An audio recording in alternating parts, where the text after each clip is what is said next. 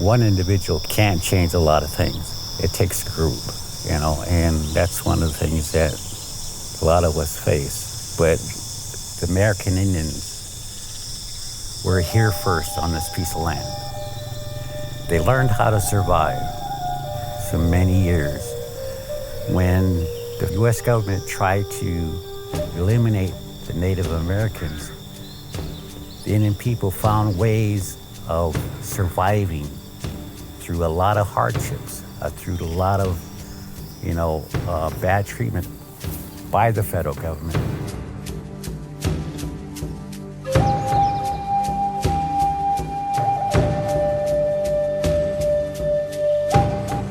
My name is Justin Rowland, my English name. I'm from the Wonkia Peta Teoshbai, that is the Fire Lightning Clan. We are from Wounded Knee. We've been here since 1877.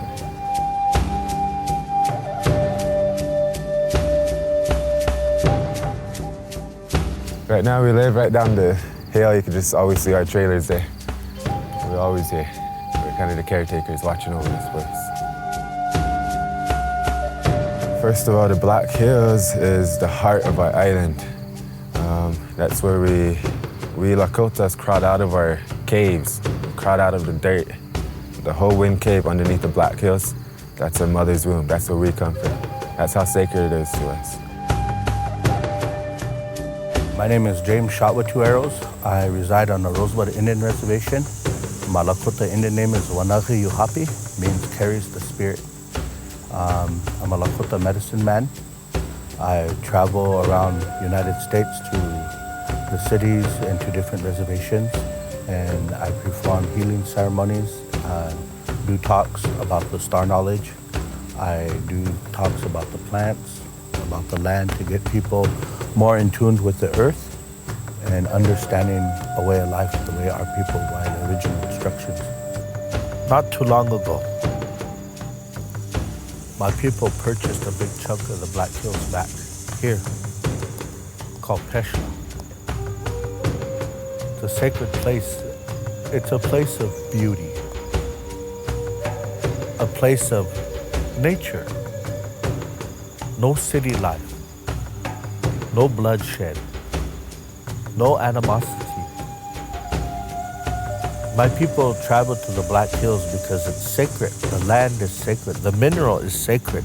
We have at least a dozen sacred sites in the Black Hills, around the Black Hills. There's Mato Tipila, or most people know it as Devil's Tower, and Mato Paha, Bear Butte.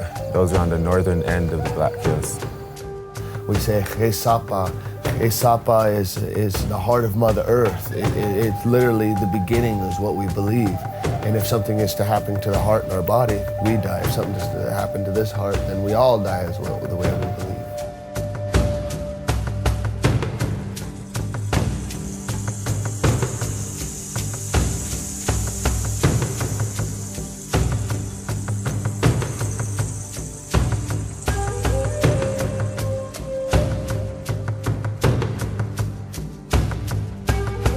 My father-in-law was very instrumental in securing some funding for us to purchase that. And I hear people talking, why, we're spending all this money on this land, Black Hills, we already own it. Why do we do that? We got all these other problems we could have spent that money on. Well, a lot of that money was, $3 million was just given to us to buy that.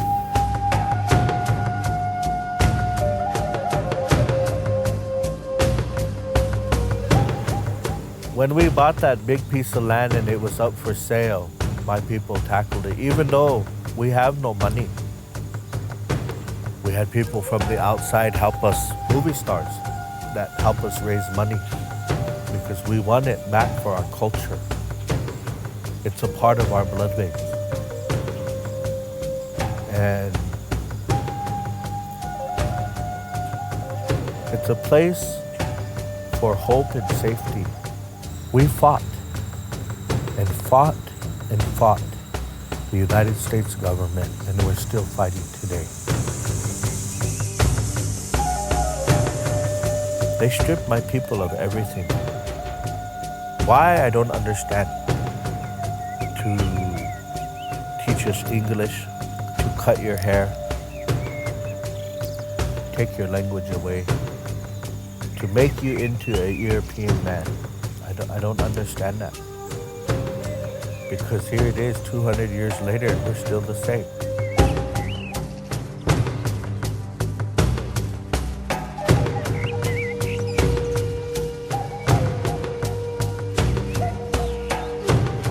I never thought about it, but I was one of the very last people in this generation that actually lived a life and that did a lot of these things.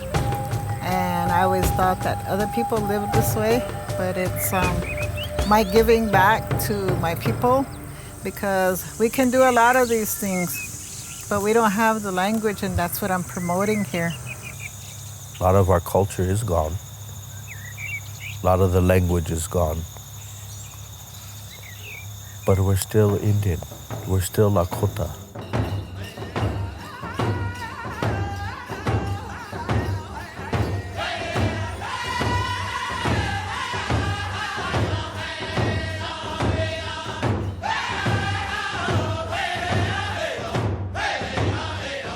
A lot of our children, and a lot of our people don't have a Lakota name. And the effect that has on them, and the pride that it brings. A lot of it was gone, but it wasn't really gone. It went underground because we were forbidden to speak our language, forbidden to utilize our medicinal plants, utilize what Mother Earth gives us. When they placed us on the reservations, and the Jesuits, the priests, when they started bringing education here, they more or less disciplined our parents, our grandparents, in preventing them from talking the Lakota language. So today, a lot of our young people suffer from, like I said, the identity crisis, and what that leads to is just kind of a lack of morals, a lack of values. We're not growing up with the basic foundation that we once had of who we are as Lakota people, with the compassion, with the generosity, with the perseverance, and the bravery that it takes to go out and define yourself in today's world. Now, today, they have school for it. You can learn. It's good. They're bringing it back, To know that at one time that they were refused to speak Lakota language, and now I teach Lakota language to all the kids. And so I can walk to any one of my students and ask them, "Daku ini chapi," and they will tell me what their name is. So that's a beautiful thing.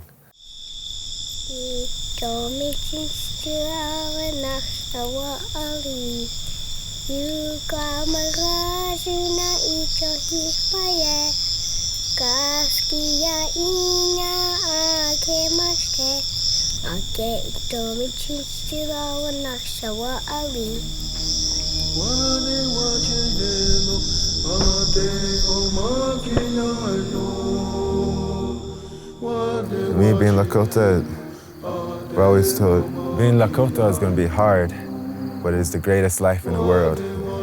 Traditional Lakota, the philosophy, it's a philosophy, it's a mindset. They say it's how we think and how we treat others. That's being Lakota. Today we can go anywhere and be Lakota. Like I said, it's a belief system. It's a mindset. Knowing and respecting all life, knowing that we all can coexist and that we all bleed. We all hurt. We all have the same feelings. Most people think it's pretty rough living here on the reservation, but I enjoy living here. You see, we own Wounded Knee, so we meet the whole world here. The whole world comes to us here in Wounded Knee. This is one of this is a tool, I think, having our culture, having values, having character is how we combat the pipeline to prison. We give people this belief in themselves. When they believe in something more, they have belief in themselves, which allows them to believe in the people around them, and gives them hope and creates this this foundation, for our young men to actually do something with their lives and create something for themselves and their families. That's really what Lakota means, or wo Lakota means, is just to be ikche, to be common.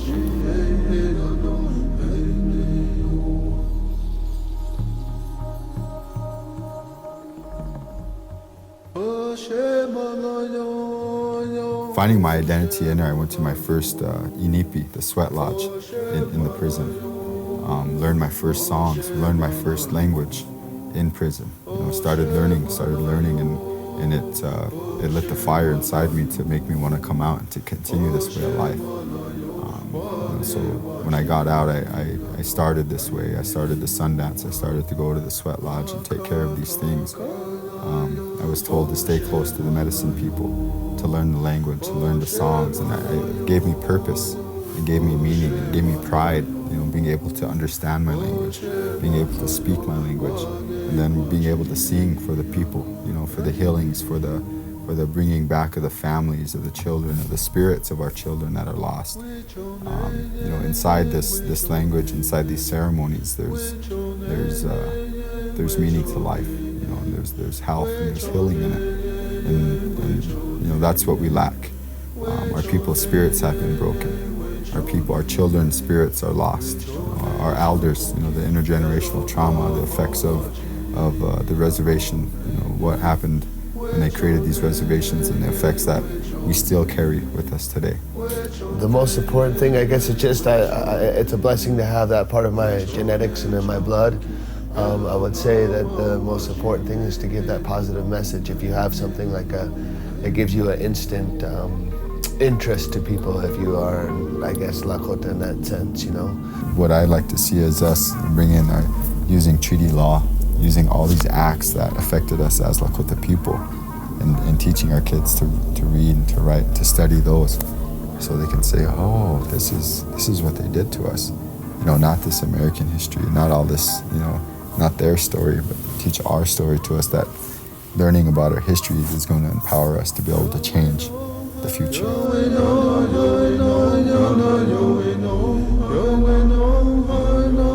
Lakota term, they say, Mitakuye, Oyasin. Mitakuye means we are welcome, or we accept. All my relatives, Mitakuye. Me is me, just like in English. Me in Lakota is me. Takuye is the relative, the family. Oyasin means we are related. Okay. When I pray, this tree is Mitakuyase. Means I'm related to this tree.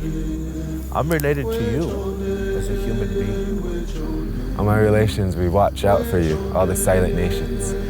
The grasses, the trees, and the animals, the birds, the silent nations, including the clouds. Those are all silent nations people don't know about. Yeah, we pray for them constantly, because if we don't pray for them, and if the silent nations stop providing for us, how are we going to survive? So we always bring them into our prayers. Medakirasi. All my relations.